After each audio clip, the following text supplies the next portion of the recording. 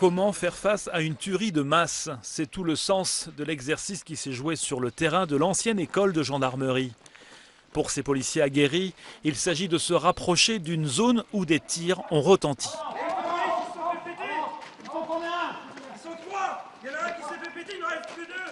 Ils progressent à tâtons, ils prennent en compte tout l'environnement, les points hauts, la protection arrière, car ça peut surgir de n'importe où.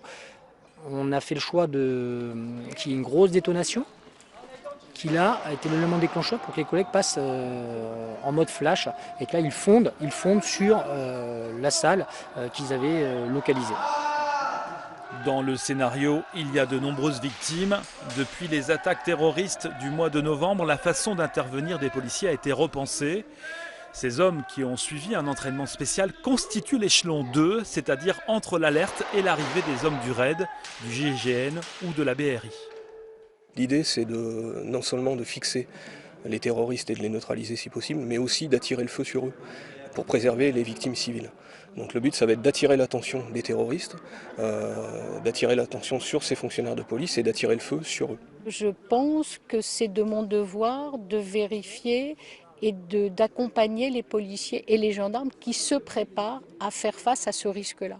Il ne suffit pas de dire que le risque existe, il faut véritablement l'anticiper. C'est notre métier d'anticiper la crise. L'équipement pour ce type d'opération a été amélioré.